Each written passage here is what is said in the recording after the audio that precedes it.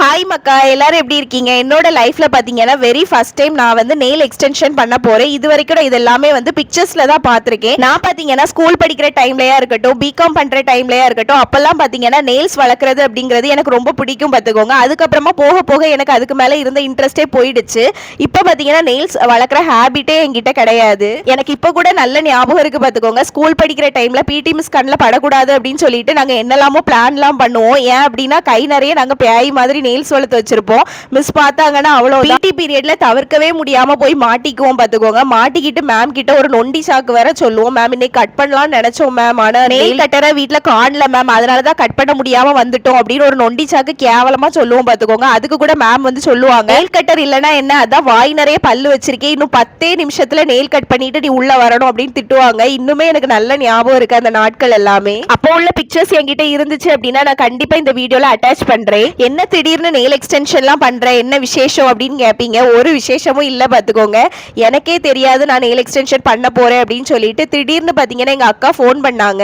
Phone பண்ணிட்டு என்னோட student ஒருத்தங்களுக்கு உன்னோட ஹேண்டில் வந்து நெயில் எக்ஸ்டென்ஷன் ப்ராக்டிஸ் பண்ணணும், உன்னோட கையை தர முடியுமா அப்படின்னு கேட்டாங்க பார்த்துக்கோங்க. அப்போ தான் எனக்கே தெரியும் நம்ம நெயில் எக்ஸ்டென்ஷன் பண்ண போறோம் அப்படின்னு சொல்லிட்டு. என்னோட அக்கா பார்த்தீங்கன்னா நிறைய பிரைட்ஸ்க்கு நெயில் எக்ஸ்டென்ஷன் பண்ணி கொடுத்துட்டு இருக்காங்க. அது மட்டும் இல்லை நெயில் எக்ஸ்டென்ஷன் கிளாஸஸ்மே எடுத்துட்டு இருக்காங்க. அப்படிதான் பார்த்தீங்கன்னா அவங்களோட ஸ்டூடெண்ட் ஒருத்தங்க இன்னையோட அவங்களுக்கு கோர்ஸ் முடியுது. அவங்க என்னோட கையில பிராக்டிஸ் பண்றதுக்காக தான் என்னையும் கூப்பிட்டுருந்தாங்க. ஸோ அதான் பண்ணிட்டு இருக்காங்க. நான் பாத்தீங்கன்னா நெயில் எக்ஸ்டென்ஷன் பண்ணி முடிச்சதுக்கு அப்புறமா உள்ள பிக்சர்ஸ் மட்டும் தான் பார்த்துருக்கேன் பார்த்துக்கோங்க. அதெல்லாம் பார்த்துதான் என்ன அழகா இருக்கு அப்படின்னு யோசிச்சிருக்கேன். ஆனா அதுக்கு பின்னாடி இவ்வளோ பெரிய ப்ராசஸ் இருக்கு அப்படின்னு சொல்லிட்டு அவங்க என் கையில பண்ணும்போது எனக்கே தெரிஞ்சுது. நான் வீட்டுல இருந்து போற நேரம் என்ன நினைச்சேன் அப்படின்னா சும்மா ஒரு ஃபேக் நெயில்ஸ் எடுத்து ஒட்டுவாங்க, அதுக்கு மேல கூடெக்ஸ் அடிப்பாங்க, அவ்வளோதான் அப்படின்னு நினைச்சேன் பார்த்துக்கோங்க.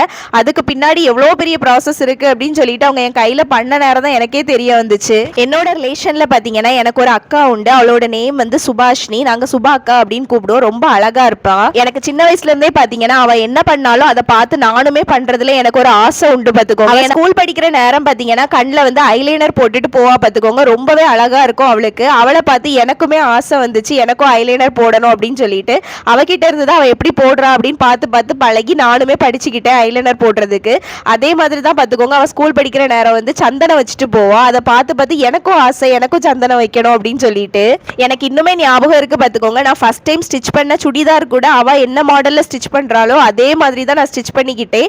ஏன்னா நாங்க ரெண்டு பேரும் ஒரே மாதிரி வந்து சுடிதார் எடுத்திருந்தோம். டாப் எடுத்து அவ எப்படி பண்றாளோ அதே மாதிரி தான் நானும் எங்க அம்மா கிட்ட ஸ்டிச் பண்ணி வாங்கினேன். ஸோ இதை மாதிரி தான் பாத்துக்கோங்க சின்ன சின்ன விஷயம் கூட அவ என்னெல்லாம் பண்றாளோ அதெல்லாம் எனக்கும் பண்ணிக்கணும் அப்படின்னு ஒரு ஆசை உண்டு. அப்படிதான் பாத்தீங்கன்னா அவ வந்து நெயில்ஸ் வளர்க்குற ஹேபிட்டும் அவகிட்ட உண்டு. முன்னாடி நானும் பாத்தீங்கன்னா ஸ்கூல் படிக்கிற நேரமா இருக்கட்டும், பிகாம் பண்ற டைம்லயா இருக்கட்டும், இந்த மாதிரி நானும் நெயில்ஸ் வந்து அவளை பார்த்து வளர்க்க ஆரம்பிச்சேன். நெயில்ஸ் வளர்க்கறத விட எனக்கு பிடிச்ச விஷயம் என்னன்னா கலர் கலரா கூடெக்ஸ் அடிக்கிறது தான் பாத்துக்கோங்க. அது ரொம்பவே பார்க்கவே நல்லா இருக்கும். இந்த மாதிரி தான் பாத்துக்கோங்க அவ என்ன பண்ணாலும் எனக்குமே பண்ணணும் அப்படிங்கிற ஒரு ஆசை எப்பவுமே இருக்கும் எனக்குள்ளால. ஒன்ஸ் பாத்தீங்கன்னா நான் ரியலைஸ் பண்ண ஆரம்பிச்சேன், அவ பண்றது எல்லாமே அவளுக்கு பிடிச்ச விஷயங்களை அவ பண்றா. நான் அதே மாதிரி அவளை காப்பி பண்றதுக்கு பதிலாக எனக்கு என்ன விஷயம் எனக்கு பிடிக்குதோ அதை நான் பண்ணிக்கிறது தான் எனக்கு பெஸ்டா இருக்கும் அப்படின்னு எனக்கு தெரிய வந்துச்சு. அதுக்கப்புறம் தான் பாத்தீங்கன்னா என்னோட லைஃப்ல எனக்கு என்ன பிடிச்சிருக்கோ அதை நான் வந்து பண்ண கத்துக்கிட்டேன், பண்ணவும் ஆரம்பிச்சேன் பாத்துக்கோங்க. நான் பாத்தீங்கன்னா என்னோட பாஸ்ட் லைஃபை யோசிச்சு பார்த்தாச்சுன்னா எனக்கு ஒரே ஒரு விஷயம் மட்டும்தான் ஞாபகம் வரும் பாத்துக்கோங்க. சின்ன சின்ன விஷயத்துக்கு கூட நான் ஏதோ ஒரு விஷயத்துக்காக யாரோ ஒருத்தரை டிபெண்ட் மட்டும் தான் பண்ணிட்டு இருந்திருக்கேன் அப்படின்னு சொல்லிட்டு.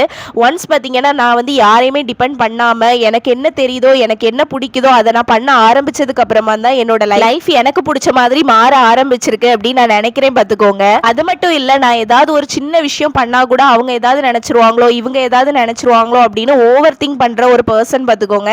அது எல்லாமே இல்லாம நமக்கு எது சரின்னு படுதோ அதை நம்ம செய்யணும் அப்படிங்கறதும் நான் இப்பதான் லேர்ன் பண்ணிக்கிட்ட ஒரு விஷயம் பாத்துக்கோங்க. அது வந்து ஒரு ஃபெயிலியர்ல கொண்டு போய் விட்டாலும் சரி, சக்சஸ்ல போய் முடிஞ்சா கூட சரி, அதோட கிரெடிட் வந்து நம்மள மட்டுமே தான் சேரும். ஸோ இதெல்லாம் பாத்தீங்கன்னா இப்ப எதுக்கு நான் ஷேர் பண்றேன் அப்படின்னா எனக்கு உண்மையாவே இந்த நெயில்ஸை வந்து நான் வைக்கும் போது எனக்கு அவ ஞாபகம் தான் வந்துச்சு.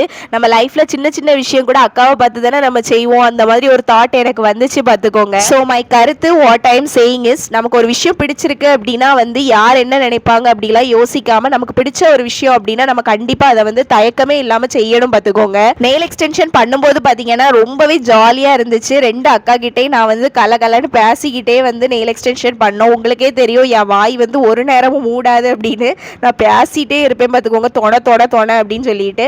அவங்க கிட்ட உள்ள கதையெல்லாம் சொல்லிட்டு இருந்தேன். புதுசா வந்து ஜாப் வந்து ஜாயின் ஆனதா இருக்கட்டும், எல்லா விஷயத்தையுமே வந்து சொல்லி இருந்தேன் பாத்துக்கோங்க. அவங்களுமே அப்படியே அவங்களோட ஒர்க்கை வந்து பண்ணிட்டே இருந்தாங்க. என்னெல்லாமோ வித்தியாச வித்தியாசமா பண்ணுனாங்க. எனக்கு ஒண்ணுமே புரியல பார்த்துக்கோங்க.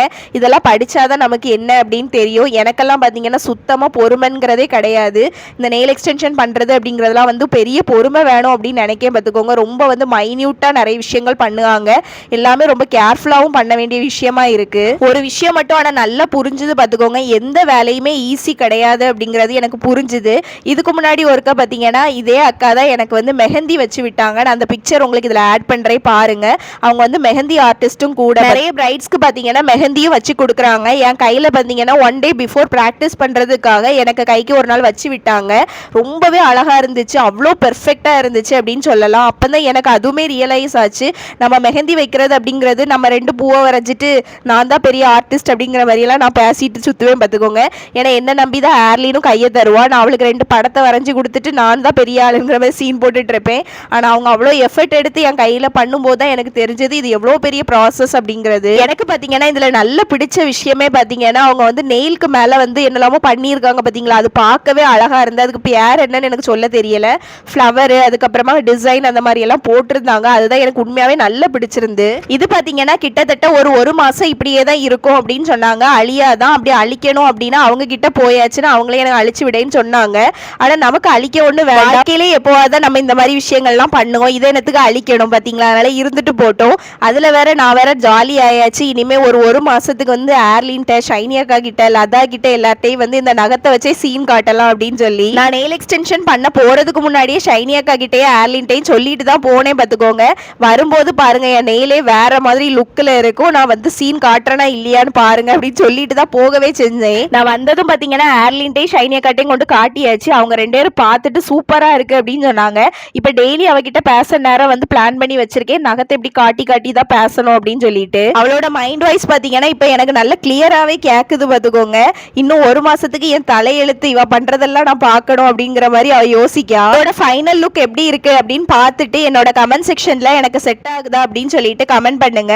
எனக்கு உண்மையாவே நல்ல சாட்டிஸ்ஃபைட் பார்த்துக்கோங்க. எனக்கு இதுதான் ஃபர்ஸ்ட் டைம் அப்படிங்கிறதுனால ரொம்ப எக்ஸைட்டடாகவும் இருந்துச்சு எப்படி பண்றாங்க அப்படிங்கிறத பார்க்கறதுக்கு.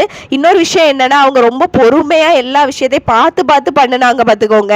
என்னோட வாய்ஸ் ஏன் இப்படி இருக்கு அப்படின்னு கேட்பீங்க. வேற ஒன்றும் இல்லை பார்த்துக்கோங்க. ஏன்னா நல்ல சீனம் கழியலை. அதனாலதான் வாய்ஸும் மாறி போச்சு. நெயில் எக்ஸ்டென்ஷனோட ஃபைனல் அவுட்புட் இதுதான் பார்த்துக்கோங்க. அவங்க கஷ்டப்பட்டு பண்ணினது வந்து ஒர்த்தா தான் இருக்கு அப்படின்னு நான் சொல்லுவேன். ரொம்ப நேரமா இருந்து பொறுமையா அவங்க வந்து சின்ன சின்ன விஷயத்தை பார்த்து பார்த்து பண்ணினாங்க. எல்லாமே ஃபைனலா பார்க்கும்போது ரொம்ப அழகா இருக்கு. என்னோட ஒரிஜினல் நெயில் மேலதான் அவங்க ஃபேக் நெயில் வச்சாங்க. நீங்க பிகினிங்லேயே அதை பார்த்துருப்பீங்க. ஆனா இப்ப பாத்தீங்கன்னா ரெண்டுமே நல்லா மெர்ஜ் ஆகி என்னோட ஒரிஜினல் நெயில் மாதிரியே இருக்கு பாக்குறதுக்கு. கமெண்ட் செக்ஷன்ல ஷேர் பண்ணுங்க உங்களுக்கு என்னோட நெயில் எக்ஸ்டென்ஷன் பிடிச்சிருக்கா அப்படின்னு சொல்லிட்டு. ஆனா எனக்கு ரொம்பவே சாட்டிஸ்ஃபைட். எனக்கு நல்லா பிடிச்சு பார்த்துக்கோங்க. நான் சும்மாவே பேசும்போது பாத்தீங்கன்னா கையை அசைச்சு அசைச்சு தான் பேசுவேன். ஆனா இனி சொல்லவா வேணும். 1 மாசத்துக்கு நீங்க அதை பார்த்துதான் ஆகணும். வேற வழி உங்களுக்கும் இல்ல.